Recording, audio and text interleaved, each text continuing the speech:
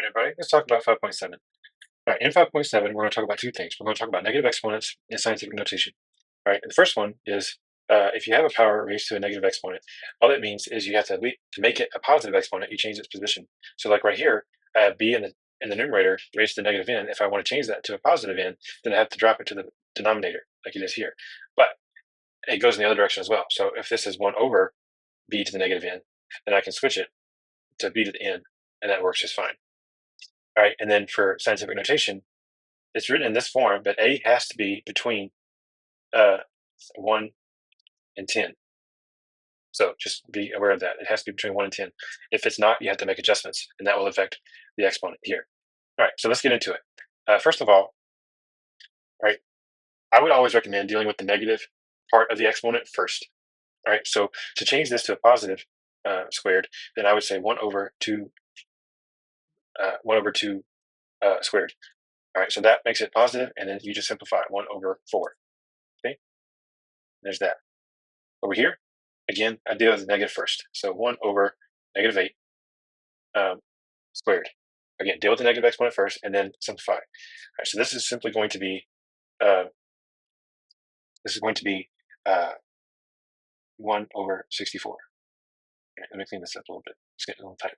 So 1 over negative 8 squared to 1 over 64. Great. All right. So here, again, I'm going to just move it to the top. So it's going to be 2 to the 4, which is 16. Okay. On 4, there's a couple things you could do here.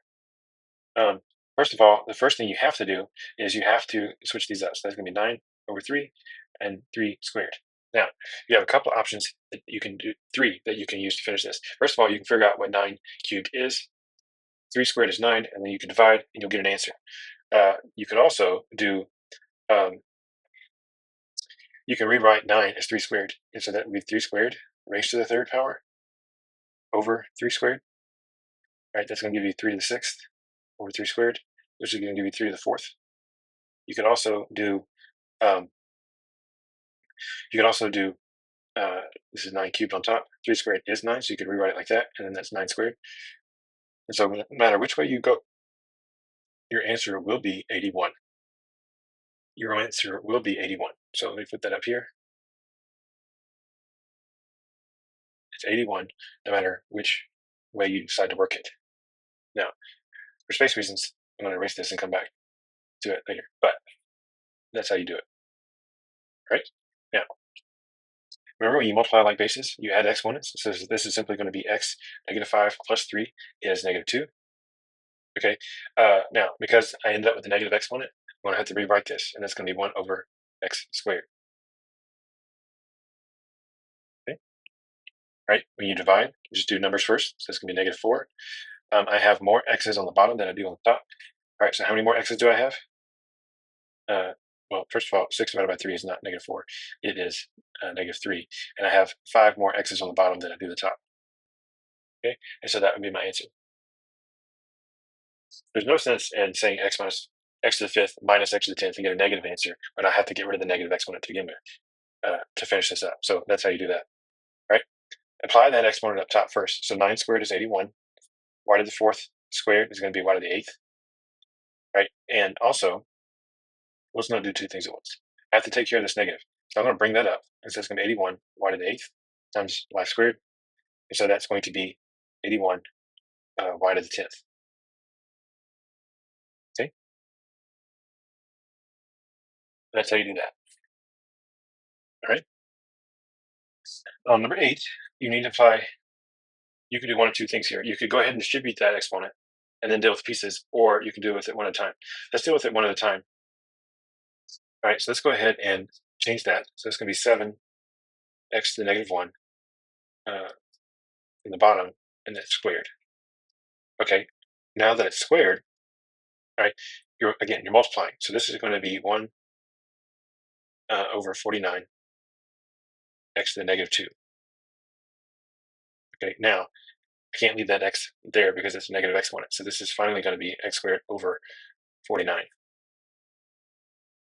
Now, if you had done, if you'd have gone ahead and squared this out, that would have been 7 to negative 2 x squared.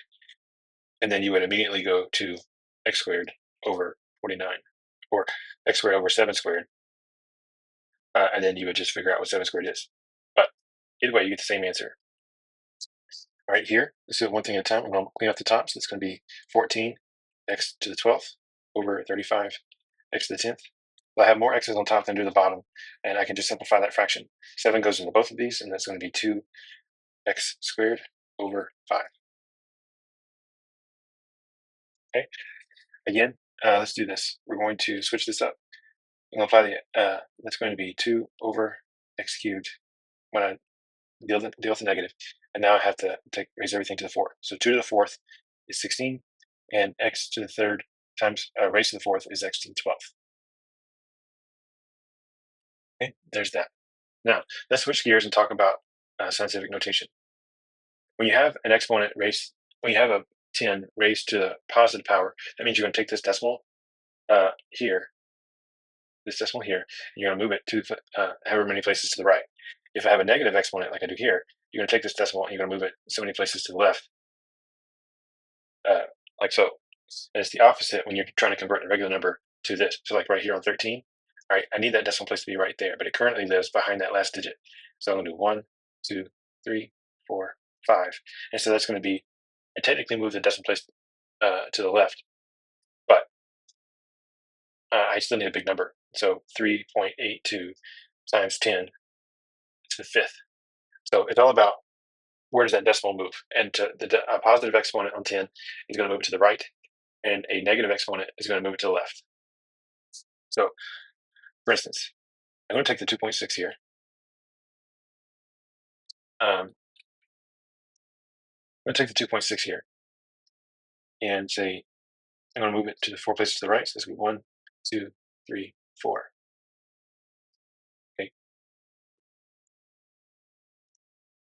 Okay, so that's going to be 26,000 for your answer. Here, oops. All right, so that's going to be 8.6. I'm going to move 6 places to the left. 1, 2, 3, 4, 5, 6. This is going to be very careful. 1, 2, 3, 4, 5. And then it's customary to write a 0 out in front of the decimal, so it's going to be 0.1, 2, 3, 4, 5. And there you go. That's how you do that. And then we already showed how to do this one. Okay. Now on 14, I need to move that decimal place here. So it's going to be 1, 2, 3. This is going to be 8.995 times 10 to negative 3 because I moved it. To put it back, I have to move it to the left. Now, notice, as I pointed out at the beginning, the number in front of the decimal has to be less than 10. Has to be less than 10. If it's not, we have to make adjustments. And those adjustments will affect my exponent on the 10. Now, if I'm multiplying or dividing by scientific notation, it's actually really simple. It just looks complicated. But you're going to deal with your numbers and then treat your 10s like you did up here with your x's over x's. Just treat them as a base. And so this is going to be 12 divided by 3. It's going to be 4 times 10. And that's when you're going to do top minus bottom straight up.